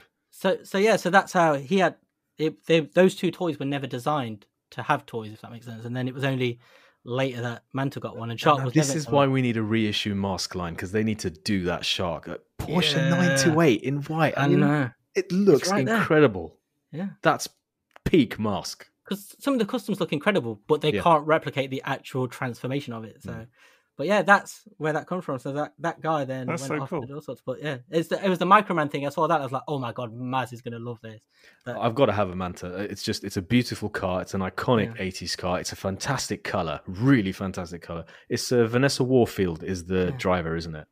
Yeah, that's the one. And her mask is called Whiplash, and it just basically gives her a whip. But again, very off the time. But I'll link you to interview that guy, because he says in it that when he first saw the concept, he's like, cars that transform. And after coming off Microman, he was like, why don't they turn into robots? And it just tickles me that Transformers, there's that link again. I was going to talk about it in the Diaclone episode, but one of the original Takara toys was the Cosmo Countach, which is basically a Lamborghini Countach, which then turns into this sort of attack mode. And that is considered to be sort of a bit like the grandfather of the Diaclone car robots. So that could really easily have been like a M.A.S.K grandfather ancestor kind of thing as well. Do you know what toy? I mean, I was just going to say, there's a couple of them that I suppose, if I'm being honest, for me, you look at the pictures of them in their vehicle modes and you think, wow, that looks really nice. And then when you look at what the kind of alternate attack mode is, it's a bit kind of... There's not enough there, is there? The one I was going to say is Razorback, which for me... Yeah. That's what we were talking about. That's what we talked about earlier. That's really was it? Right, okay. Kind of, this angry cat. Yeah, like what's going on with that? It's exactly what it looks like. It's bizarre. It's an angry cat just like hissing at you. Like, it really is. That's what it is. It absolutely is. Angry but cat. The car mode is so good, and then Heathcliff. No, NASCAT. Genuinely excited to see what it turned into, but then it was just kind of a bit. Yep, so a bit of a letdown. Yeah. But same, to be honest, with Wildcat, which just kind of, I don't know, it just pops up. It's like, have you looked at Volcano? Yeah. It's this massive van that just opens up with a giant rocket comes out. Volcano's the Bigfoot, isn't it? It's Bigfoot. Oh, see, I thought that one looked pretty fun actually. I quite like that. It does look good. Yeah, I think that looks. I like the way it splits in half and kind of. I like the little fact that the sunroof opens at an angle and then the little dudes come out with the guns. That looks great. And I also like the little bits popping out the side of the tires. That's a great one for me. And what a cool vehicle mode. Bulldog's another cool one, a later one, but he turns into like a half Bulldog. track. Bulldog. This Optimus Prime alike in these colours, fantastic colours as well. I don't often see like these cool toys in those colours. That fits with the oversized trailer for MP10. Or it fits with the MP10 trailer. I can't remember, it's one of them, but that was what gave me the idea of taking the oversized MP10 trailer and putting it on Rhino, which then just looks chef's kiss. M.A.S.K doesn't know what it's getting into. We'll be right back. Okay, well, it's that time of the pod where we're going to talk about our sponsors now. So we're going to talk about tfsource.com first of all. where you can find all Transformers and third-party and Diaclone reboot and lots of new toys, let's put it that way. They've got absolutely tons of stuff in stock and available for pre-order right now, so we're just, as ever, going to have a little look at their site and see what they got going on. I noticed they've got the new Guard Legacy Deluxe class. I mean, it's Black Ironhide, isn't it? It's the new Generations Black Ironhide, but called DK2, which is that's a bit of a one, isn't it? That's a bit of a funny. That's the one I was going to mention. Yeah, thanks to its roots as a North American Diaclone in the Diacron line as DK2. I thought that was some nice homage there. Respect. Yeah. As a name, I got to tell you, I think it's a little bit lackluster. Like, it's like they've just kind of run out of names a little bit for these things at that point. But it is a nice homage, I'll tell you that. And what was funny for me was just seeing Twitter light up with, like, there was about 300 people tweeting going, why is it called DK2? What does that mean? Or like it's related to Donkey Kong or something. And then there was like 2 or 3 people, including yourself, Maz, going, actually, it's related to Diacron, and this is where the name comes from, and whatever else. Like, but God bless you, putting out the knowledge into the ether there. I had no idea that it wasn't known, because there were replies where people were saying, "Yes, that's it." I was like, well, I don't understand. What were people thinking? And now that you mention it, okay, Donkey Kong. I think Jose did, didn't he? He sort of said, "Oh yeah, thanks" or whatever. But yeah, I think he was one person I saw that was tweeting as well about it. He correctly. Known, but yeah, there was lots of people that just didn't, they just don't know, or they've heard of Diaclone, but maybe not the name Diacron or whatever. So, but yeah, that's certainly one thing that's catching my eye there. And the only other thing I was going to mention was right next to it is the old second Trainbot, Raiden Trainbot. Yeah. And a reissue of Fans Hobby Double Evil. Ooh, yeah, that's come up for reissue, which is going to be popular, I reckon. That's an amazing toy, and I think a lot of people. Maybe they missed out on it the first time or whatever, I don't know. But I really like Fans Hobby. I think it's one of their best, maybe their best. It's incredible. Do not miss Double Evil. It's unmissable. Liam, what's caught your eye at the moment?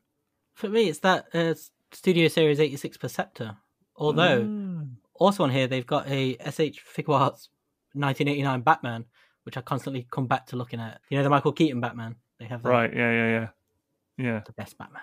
Talking about Perceptor, there's like 1 billion Perceptors out now because there's that. I was going to say, yeah, and they all look the same as well. Like it's so easy to think that one is the other. There's that Studio Series 86 one. Magic Square have got one going on. X-Transbots, Fans Toys, and actually, what's really funny about them is that they all swing so close to the cartoon model that honestly, at a passing glance, you're like, which one is that again? It's really funny.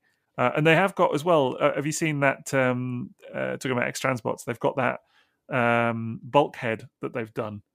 They've taken Inferno mold. They've taken Inferno and stuck a Bulkhead head on it, which some people really really liking, other people less keen, fair to say. So, but I think the general reaction's been pretty positive of it. That's available for pre-order now as well. So lots of stuff up there on tfsource.com. You can check them out for all your Transformers and third-party needs. They've still got that Teenage Mutant Ninja Turtles party wagon, Liam. Pizza wheels. I can see that in the bottom corner there. It's a little bit out of my price range there, so as pretty as it looks. Yeah, you're saying that. We'll weigh you down over time. Yes, I would like to buy it. Keep mentioning it. And then, coming on to our second sponsor then, we've got gearforgeeks.co.uk, and we started mentioning these guys last week. So if you haven't, last fortnight, I should say, if you haven't heard that episode yet, then basically we have taken on a second sponsor. They're UK-based, toy sellers, but they also do lots of other stuff as well. So they've got home and gifts, clothing and accessories. But the big thing that we really want to pick up about them is that they have a very decent selection of pre-owned toys. So they've got a lot of pre-owned Transformers, some of which I have to say, going through that list, there's a few bits on there that are tempting me. Some really, really cool stuff. But I think as well, the fact that it's not all old vintage G1 or whatever. There's a lot of some like real current stuff, even War for Cybertron stuff that actually, if you're on a bit of a budget, you might want to look out for. I mean, things like War for Cybertron Slam Dance, probably sort of the better part of £5 to £10 or whatever off retail price. So it's worth a look for sure. I like that they have some Titans returning at the moment, because I would love for us to do a Titans return episode soon. and I've been thinking about picking up some of my favorite toys from that line again, because that's one of the ones that I owned and sold and don't have any bad feeling about. So I'm looking at Sky Shadow and that Alpha Trion, which was turned into this magical unicorn lion with a toilet mode. And I'm just thinking it would be really cool to own these again. It does look like Ice Cream Kitty on steroids, doesn't it? It's incredible, incredible. And they've also got Transformers Animated Safeguard, which was a really wacky figure I used to own. Wouldn't mind having another go on that again. And also a second-hand G1 Battle Trap, as you do. Is that one you still need, man? No, I'm waiting for the Battle Trap. I don't have the gun for it, but I'm waiting to finally pay off that lot and get it in hand. But it's a great selection here, and the used Titans Return is appealing. And of course, they do also have some used pre-owned M.A.S.K stuff as well. Yeah. Got its own section. Yeah, its own little section. Only 5 listings at the moment, but still, that is more than I was expecting. They got a Raven. They got a Raven. So it's looking pretty good, actually. The star there is the Thunderhawk with the smart bombs. Yeah. The chrome looks all right on the doors. Like, I remember I had to replace mine with some, but they look all right on that one. I think that looks in pretty good nick, actually. Like, genuinely kind of looking at it, thinking the stickers aren't too bad. And so, so that's our 2 sponsors for the evening. So check them out. So you've got tfsource.com for all your Transformers and third-party needs. And then you've got gearforgeeks.co.uk, who do lots of pre-owned stuff as well as new stuff as well. So do check them out. And thank you very much to both of those for sponsoring the pod. Now back to M.A.S.K and Venom. As we already know, Sixo is now going to buy all of the toys from M.A.S.K by the end of this episode. But which ones are you both most keen to rebuy if you could? Which one would you love to get? I got to tell you, I'm not going to buy all of them, but I am somewhat tempted by one or two of them. Rhino. I'd be hard pressed to tell you that Rhino doesn't appeal, just for the sheer nostalgic value of it. But the thing with me is, I know what I'm like. I wouldn't want to get. There'd be no point in me getting one unless it was suitably good condition. Like I must admit, just in the break there, I had a quick gander at eBay, so I was like, what do these even go for? Do you know what I mean? And there's loads of options on there, but none that really look in the kind of condition that I would want. So it's given me an inkling anyway. And it's the chrome is the thing that is going to be the nightmare. So definitely. Yeah, maybe, but it's not a need to have. It's just a kind of casual, if it happens, right place, right time, keep an eye out type thing. So much joy there, though. If you do get it, it's just, it'll be glorious and you will not regret it. I've no doubt that that's true. The other one that does definitely appeal is, what was it called? Where's it gone? The Formula One car. Oh, Buzzard. Yeah, that just looks so fun. I've got a thing for it, man. Honestly, that it just looks too good. I'm just intrigued about that sort of conversion. I just think it looks great. There's an exclusive. I think, is it Germany or Scandinavia, something like that. There's an exclusive where he's got a different mask. Okay. On a slightly different mask. Yeah, doesn't Rhino from Germany have a different rocket? Like it's a different colour and has a different sticker on it. Yeah, there's a bunch of stuff like that. Weird little exclusives. There's very specific things that are very expensive for collectors. Certain things. Yeah, I can imagine. I think in a funny way, it's what I said earlier, that actually for me the appeal is not so often in the conversion or the attack modes, although with Buzzard that definitely is it, absolutely 100%. But even with Rhino, like I like the fact that it converts, but it's just the actual vehicle modes themselves are just so nice. And I think on that basis, stuff like Outlaw, we talked about earlier, that looks so cool. Bulldog. Volcano, which one? Bulldog, the flat nose truck. Right, yeah, that looks really cool. Volcano as well. It's the trucks actually that are really kind of appealing to me as a kind of, general thing. I think, are we ever going to grow out of really liking big truck toys? I don't think so. I think that's just it, really. Hasbro are praying we don't. Many of their mortgages depend on us not doing that. Right, exactly. I mean, what was Sixo talking about looking up this week? It was the Lewin Resources massive MP10 thing. And of course, big truck. Yeah, it's just big truck. Imagine if they did that in different shoe colours. Yeah, man.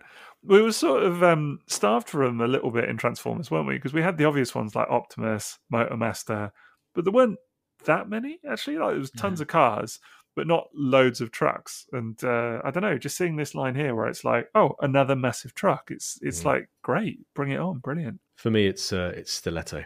It is a white Lamborghini Countach with Key West Miami style stickers on the side, purple translucent windscreen. It's perfect. It is everything. It is Miami Vice in a toy line. Yeah. And it yellows more than any other toy I've ever seen. I have never seen an unyellowed one. Every single one is discolored. Yeah. And the worst part is the two halves of it discolor differently. So the middle of the car is discolored badly and the outside isn't. It's just the worst for it. And it's so expensive. It is one of the top end toys in the whole line because of that condition issue. It's that, and it's also a later era toy as well. Because I think that is Split Seconds as well, isn't it? Yes, it is. Yeah, that's Gloria Baker again. So yeah, and she's got the. And it comes with two, doesn't it? It comes with a regular coloured Gloria Baker and a totally clear one. Yeah, that's the Split Seconds. They all had these they could split into hologram pilots as well. Nice. So all of those toys come with a clear version, which also yellow really badly. But yeah, I noticed. Also, on top of the yellow, in one of the really bad things, it's probably one of the things that makes M.A.S.K toys quite expensive for condition is the little figures get quite sticky over time. Okay. The plastic starts to liquefy almost. Like softer older toys. Like it happens a lot on Masters of the Universe and old Ninja Turtle stuff. It's a softer plastic, and so they can get quite sticky. And then once that happens, it's nothing you can do. I've got to have that Lambo. I must have a good condition stiletto, and it's getting to the point where if I find one which is perfectly white with great stickers, I'd be looking to pay top end Transformers prices for it because I would love to have that as the last thing I'd be happily add to my M.A.S.K collection and say done. It's a Lambo. It is that one of all the toys. It's the most awkward in every category because it is a later era toy. Yep. It yellows like no other, and it's got the clear plastic driver that also can yellow quite easily, and obviously the normal figure that it ticks every category of difficult in M.A.S.K. And I bet there's no point buying a sealed one because you could just take it out of the box and it's discolored and it's sticky. Schrodinger's stiletto, that's what it is. Must have though. It's an absolute must have. Yeah. I always search for it on eBay. Every time, just remember once in a while, Starcom Shadow Parasite, M.A.S.K stiletto. They're on rotation for me. I love the musical notes along the side. It's so cool touch, so 80s. Yeah, it's great. Would you do repro stickers on M.A.S.K toys, Maz, or would you? Do you know something? I wouldn't for the series 1 and 2, the ones that are iconic toys. I love the fact. I mean, I have a Rhino with stickers that are incorrect, but it's vintage, and I don't want to touch it. But I definitely, because I want to photograph them, and I want people to be taken aback by how good these toys look. I want the condition to be pristine. With stiletto is another one. I think I've gotten caught up in this thing of it being an achievement if I find one with perfect vintage stickers and it's condition. Grail level toy, isn't it? A little bit, yeah. And I think if I could do that, I mean, I'm never going to get rid of the yellowing unless I do the peroxide trick, and then it will need repro stickers. And then it will come back anyway, the yellowing. So. Right, so that's a tough one, actually. For some of them, I would. For example, maybe something like a buzzard. If I bought that, I'd be like, well, I don't have any attachment to it. It's just a great-looking toy, and I'd love for it to be perfect. Sure, I'd use repros on that.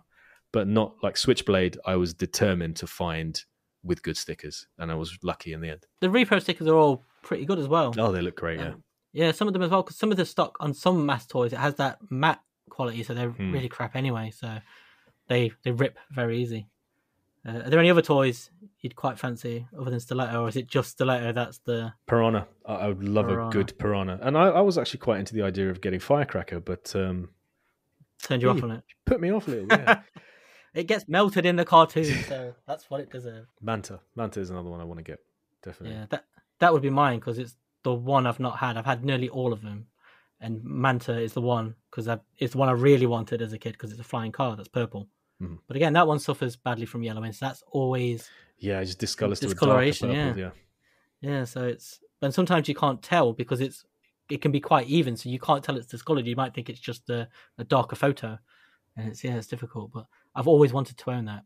And I'd love to get Goliath again, because I got that Christmas 1989, because I remember playing with it whilst watching the BFG when it was on on that Christmas. So that's the truck with the Indy car on the back, right? Yeah, the car carrier. And it's so weird how much toy you get for that, how big a toy it is and how cool it is, that you rarely ever see... You don't see pictures of it online. Like on social media, people aren't like, look at this great toy. You see other M.A.S.K toys here and there, but never that one. And it's so weird to me, because it's like the race car is so cool. Like it turns into a little plane, but it's just again, it's a really neat toy, and it's another Mac tracker, but he's got a little handkerchief over his face. That's his mask is half a handkerchief. And that must have come in an enormous box, right? Because they're already quite massive Oh yeah, boxes. that was huge.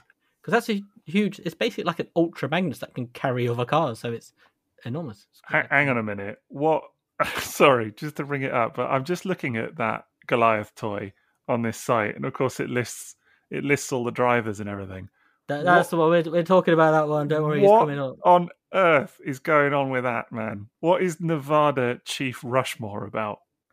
Okay, this was what I was going to talk about. God. We were going to come on to the names of some of these. Oh my God. But have you read what it says about him? His totem mask, he hurls totem poles at approaching vehicles. I know. I'm literally sat here mouth agape looking at that. Like I just caught sight of it and was like, no, surely not. And then I read the description and I was just like, what on earth? That's what I was talking about earlier about the slightly dodgy names. And God. there's another one. You need to look at Bullet. Bullet is one I used to have as a kid. The name of the driver, it's the bike. Right, hang on. Let me hover find bike, it. which is cool. And he is called Ali Bombay. Oh my God. Yeah. What series is it? This is in the same racing series. Okay. And it's the blue bike. Ali Bombay with Vortex mask. Let me have a look. Oh my God. Yeah. Oh my God. Yeah, there's that. Woof. That is... It's Nevada Rushmore though. Even his mask, it's like an eagle head as well, like a headdress. Throws totem poles. That's what Try harder. That is... You know, my favorite thing about this is like seeing you guys learn this for the first time. So it's like, you know, those YouTube reacts videos. I'm living in one of them now. It's amazing because I was waiting. I'd written that down like Maz is going to flip when he hears about the totem pole thing.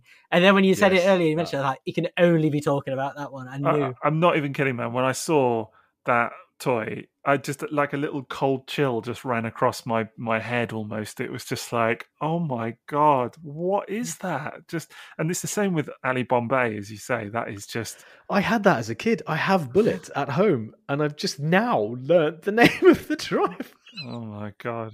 Oh really? It's amazing because they go to all those lengths with like Nevada Rushmore, but Ali Bombay, I think his nickname is Lightning.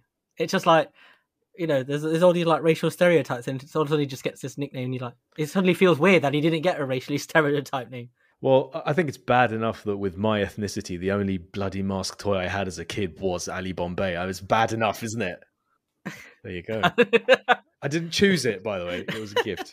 Hey, I need to go and find out who gave me that as a gift. Yeah. Who got it? Good Lord. But this is the funny thing about that stuff. It's not funny, but that's what those toy lines and cartoons were like, weren't they? Like even like Transformers with Car Bombia and all of those. The Car Bombia thing is like a real low on Generation 1, man. It's terrible, absolutely dreadful. Yeah. Isn't that why Casey Kasem left? Yeah. He objected to it so much, he was like, I'm out. Yeah. And you know, good for him. Mm-hmm. But that aside, I don't know of much that's super dodge in Transformers. There's not. That's like an obvious example, and that's like not to brush that to one side at all because it shouldn't be. But there's not tons that I can recall anyway. I think there's more questionable portrayals of women, if anything, in some of it. Do you know what I mean? I would say, but typically speaking, the racial thing I don't think comes up tons in Transformers, unless I've missed something. But that those two M.A.S.K toys, that's taken me aback a little bit. I'm not gonna lie. Because this is the thing with the cartoon. It's like every episode they were basically going to different countries, weren't they? And so whenever they're in, I don't know, like South America or Africa places, everyone is depicted very much awful depictions like that, aren't they? So it's not... Because it's even like when they come to England, like the guy is living in a castle and he's very posh, you know what I mean? It's everywhere is stereotyped on perceptions of it's bad. It was kind of the era for it, wasn't it? But that didn't change until, well, assuming it has changed, maybe it hasn't, but that didn't really start to change until quite recently. I was even watching some old Simpsons cartoons recently, and I was genuinely had several moments of just like mouth on the floor of just like, oh my God, that actually is in, you know, like a prime time Simpsons cartoon made in the 90s or whatever, and it's just incredible. Some of the stuff that they kind of get away with, you know. Yeah. Liam, in the cartoon, is there a scene where old Rushmore is throwing totem poles at bad guys? There's only 10 episodes, I think, of the racing series, so he would have been in it. I assume so, but I haven't seen those ones since the late 80s. That's your homework for the week. The thing I remember about that last series, it's really weird. They're just racing. It's really surreal. It says he's in the cartoon on this site. I remember him in the cartoon because Goliath is the main toy of that line, so it's the main thing. But yeah, like all of those cartoons, it was so bad. It's funny, like you were just saying there, Maz, about how that was the one you got and you never picked up on it. Like as a kid, me also being, you know, dark skin, all of that, I never really picked up on this as a kid. It just wasn't something, because I suppose everything you watched was like that, so you never really... Yeah, and it didn't feel like representation to me either. No. It was just, that was Bullet's mask dude. But it's funny, like I was thinking about it recently, like my favourite Ghostbuster was always Winston, and it wasn't until recently that I realised all my favourite characters were always the characters who were people of colour, because like me. And it was always a subconscious thing. I never really clocked onto it until I noticed that all my favourite characters in everything were. And yeah, like Hondo McLean was always my favourite from M.A.S.K, even though he had the worst car. That's Firecracker, right? And then Hurricane. Yeah. Then he got a good car. But yeah, there's a lot of questions for that. The cartoon's really bad for that. It's not aged well at all. No, I did try to rewatch the cartoon, and obviously you listen to the theme tune, and it's just top end theme tune. It's probably incredible. The best ever. And then I really enjoyed the first episode. You know, I was like, it's a mask. You know, it's great. What was everyone saying? By episode 3, I was like, I'm done. Some of those cartoons haven't aged well, but I watch it sporadically, and some of them are all right, and they're quite good. And it's just there's a funny thing, you know, like we always age ourselves, how we go, it's been this amount of time since this. In M.A.S.K, Matt Tracker seems like a grown-up older bloke. 28. That's how old he is meant to be. Miles Mayhem, who is an old bloke, is meant to be 44. And we are closer to Miles Mayhem. I saw that, and I was gonna, you know, I nearly mentioned it earlier because I saw the toy and it's got all the ages written on this website, and it said 44, and I was like, oh my god, he looks like General Ross in the Marvel films. Do you know what I mean? That's what he looks like, with the white mustache and everything, and he's supposed to be 44. But I think, to be fair, there's going to be, you know, 20-year-olds probably like listening to this or whatever, and that's probably what they imagine a 44-year-old to look like anyway, let's be fair. But right, we're all Miles Mayhem. Yeah, exactly. Oh boy, back to M.A.S.K. So, quick question for everyone. If money was no object, which mask toy would you have? Probably Rhino, isn't it? It's probably Rhino. Just a nice mint and sealed box Rhino that you'd open and enjoy. I don't know about a sealed one, but well, maybe, I don't know. But if money was, you know, if someone said, I'll buy you a M.A.S.K toy, what do you want? Have you seen Rhino's box? Yes. Oh, it's glorious. Absolutely glorious. I have Switchblade's box. That's the only box I have in the series, and it's amazing. Which box do you have? It's the art box. Did you know the European American ones are different? No, I didn't.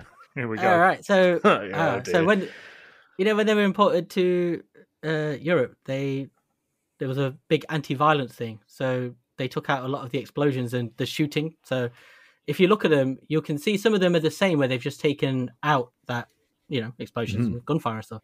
But if you look at Thunderhawk's box, it looks the same until you look closely and you realise the artist, I think his name's Lance Anderson, is obviously redrawn it to look very similar, but it's different. Okay. It's a completely different new image. But yeah, they've got different...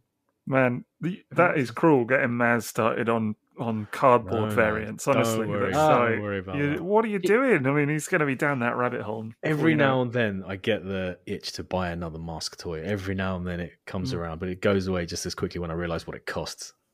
What about the main thing for collectors? I think is the thing that costs money is the variants. It's like the very first releases had, you know. This is my alley. All of this stuff when I was like jotting down notes was like for Maz.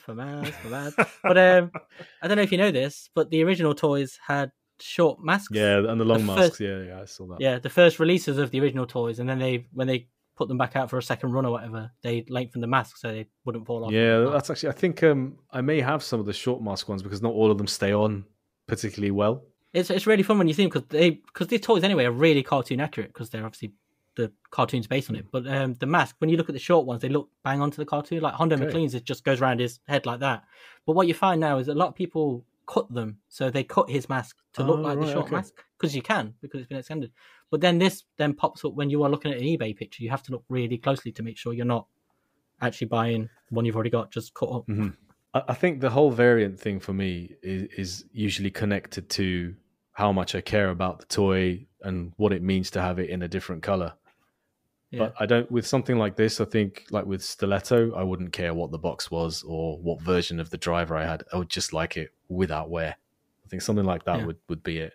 Because I don't have any mask packaging apart from Switchblade. I think mine came from the US, the box. So chances are it's the Violent box. Stunning packaging, Yes, though, isn't it? it is Like stunning that. packaging. The murals. It's Yeah. like what we're talking about with Transformers, like the stuff that age when the boxes attracted you to them. But they're you don't see the toy. It's quite unique in that way when you think back, like how we saw Transformers, the window boxes, but the artwork around it. But the mass boxes are just artwork because they call them. Some of them are called window boxes, but it's because they've got images of the toy on the side to look like windows. But yeah, It kind of reminded me of He-Man packaging in its way. Yeah, that's that painted art style, isn't it? Yeah, it's beautiful, absolutely beautiful pictures. Yeah. Seeing collections of mask toys as a wall of mural paintings is quite fantastic. It's really lovely to look at. Like, there's a Mask Facebook page. I love looking at people's collections on there. It's amazing. What would you buy, Liam? If money was no object, what would you go and buy? It'd be Manta because I've owned most of them, so it would definitely be Manta straight away. That's the one I've not experienced, but would love to experience. Even more than like having a perfect version of something you have had. Yeah, because like there's still a few I don't have now. Which, like Goliath is one I would love to own again, but mainly that because Manta comes with that new M.A.S.K to me, if that makes sense. Yeah. Like I've never owned it. Like I was saying earlier, like so much of M.A.S.K, more than so the Transformers is. I remember how it feels and sounds and things move. It's different. Like you were talking about it being tactile, but that's so intertwined in my memory with those toys. And so Goliath, all these things like that. And I don't have that with Manta. And I would just love that moment, that first moment of transforming it, just to be able to go back. That'd be cool. Cool to witness on an on-pod moment. That would be great. For me, it would be Stiletto. You just want to find a perfect one, whatever it costs. Get that white. Now back to M.A.S.K and Venom. This has been one of my favorite episodes. I hope you guys have enjoyed it as much as I have, like covering M.A.S.K. It's been, I was saying this to you a minute ago, but it's been one of my favorite things is to see you guys react to these toys, like some of them for the first time, in a way that I have with the way you guys have been talking. So it's been one of my favorite episodes. No, it was a revelation for me when I got actual M.A.S.K toys in hand. And to start off with Rhino, Thunderhawk, and Condor was wicked. And I've only added Raven and Switchblade since, so whatever comes next has to be top tier. I would like to say that I've enjoyed the episode, but actually I am now bitterly regretful of the rabbit hole that this is inevitably going to lead down, because I've already had a little sly look at a couple of bits on eBay. So what can I say? But I'm not saying that it's like immediately going to go and rush out and do anything stupid or anything like that. But there's some tempting bits in there. This is the joy of this hobby. We do this podcast because we love toys. We find more toys we love. We become happier people, and we make other people happy. How many times do we get a tweet during the week which says blaming this one on Triple Takeover? And these are people improving their lives. Yeah. In some senses, yes. This is how we justify it to ourselves. We're improving our own life. But I'm just looking forward to the listeners hearing this in a few days, and they go, "Oh, that's why Sixo's been doing so many pictures of M.A.S.K toys." Right. We'll see. Here comes the price hike. Yeah, but no, all joking aside, I've loved it. It's been great fun to rediscover it. What a toy line! Yeah. Small but perfectly formed. Some great stuff in there. Some questionable stuff as well, but that's like every good toy line. Yeah, exactly. So what can you say? So, well, to kind of wrap us up today, we should mention again about our two sponsors. Thank you very much to tfsource.com and gearforgeeks.co.uk. Very, very grateful to them for sponsoring the pod, as they do, because I'm not saying we wouldn't be here without them, but would we be? I don't know. It's their continued support is really, really invaluable to us, fair to say. So thank you to them. Check them out. We've also got our Patreon, so you can find us at patreon.com/Triple Takeover. So do go and check us out on there, where we have 4 glorious tiers. That's what we were going to say earlier.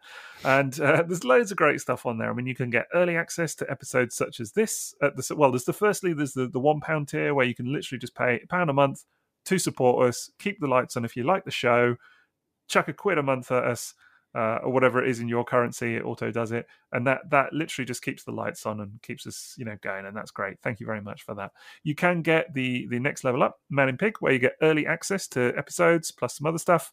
You get then the next level, Apologetic Ramp? No, that's the first one, isn't it? What's Rats the and third Cats, one? baby. Rats and Cats. Thank you very much. You get the third one where you get access to outtakes and things like this. We actually just posted an outtake today from our latest mini-sode. It's a good one. It's a funny one, man. I was listening back to it and chuckling away, talking about what Liam sounds like. I won't spoil it, but it's funny.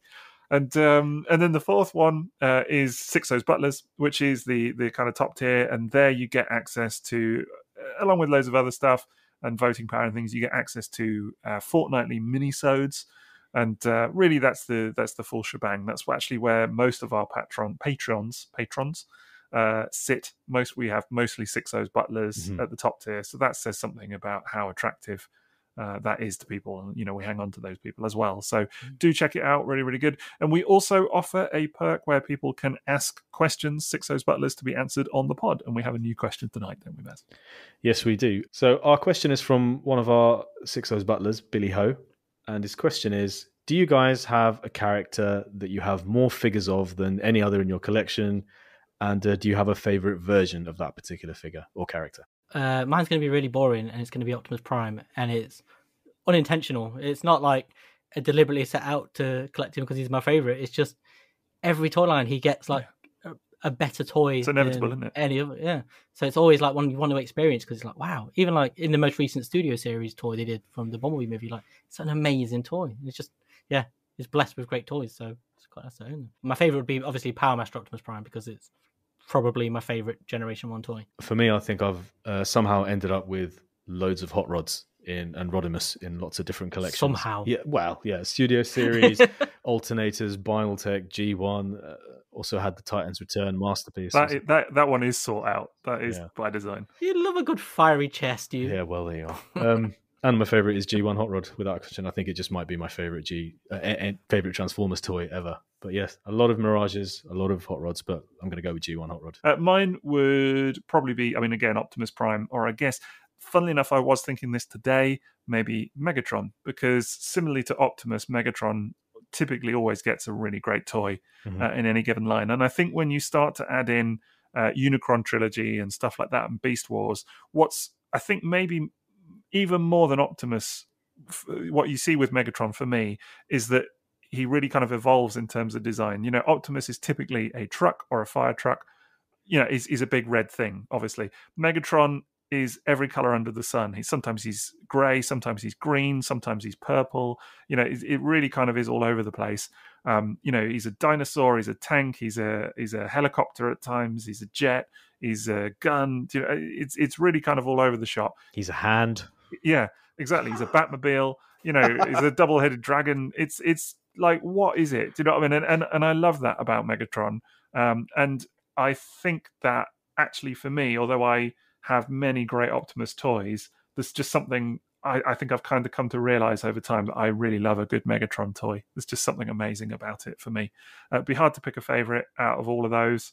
Maybe something from Beast Wars, maybe Transmetal 2. Megatron is just a real highlight for me. Just absolutely love that figure. All right. So thank you, Billy Ho, for your question. And we're also going to do our shout out to all of our Sixo's Butlers. That is a perk. There's quite a lot of them now. This week, I'm going to change it up and I'm going to start from the bottom of the list and go up. So we're going to start with a few new butlers. Off we go. So a massive thank you to Peter Hammerson, Vegemite Mike, Mike S, Puma the Hunter, Laserbeak, Amar, Stuart Webb, Sam Highland, Alicia aka Lishatron, Jacques Pelletier, Jonathan False Logic Howard, Riley Lentz, Phil G, Captain Ore, Alec Meir, Anthony Cars, Troy Seth, Cliff Zaras, John Pearl, Yusufa, Geo Kaiser, Absurd, Dave Dalrymple, Justin Masaru, Bad Saturday, Stephen Perkins, Matt, Zachary Blader, Adam Shoemaker, Spider Father, Billy Ho, Chris, Brian Fox, Preston, Cannon, Andy, Chris C137, Danny Roberts, Dean Watts, and Nick. Thank you, guys. We didn't start the fire. Indeed. What a list. What a list. Incredible. Thank you so much, everyone. That's just absolutely amazing. We really appreciate it. I had to scroll twice during that list. You got finger cramp. I don't know, I don't really have moments of sort of, feeling doubtful about this podcast or whatever. But if ever I did, I would just need to look at that list of names of people that are supporting us in that way, and it's really heartwarming. Absolutely. Yeah. And also don't forget to check us out on Redbubble whilst you're there as well for loads of Triple Takeover merch, t-shirts and all that kind of clubber. And you can find us and follow us on social media as well. So we are on Twitter, Facebook and Instagram. We are, where is it again? I can never remember this. It's triple_takeover on Twitter, isn't it? And then the other two. And Instagram. Yeah. And then Facebook, just Triple Takeover. We've got to sort that out, man, honestly. But absolutely, I can't remember it. But and then you can find us all individually on socials as well. So Liam, where can they find you? I am at Toybox Soapbox on Twitter, Instagram, and Facebook. I am at TFsquareone on those same platforms. And I'm at Sixo TF on all those and YouTube as well. That's going to do it for this episode. As we close up Boulder Hill for the night and ride off Hot on Venom's trail, we hope you've had a billboard blast.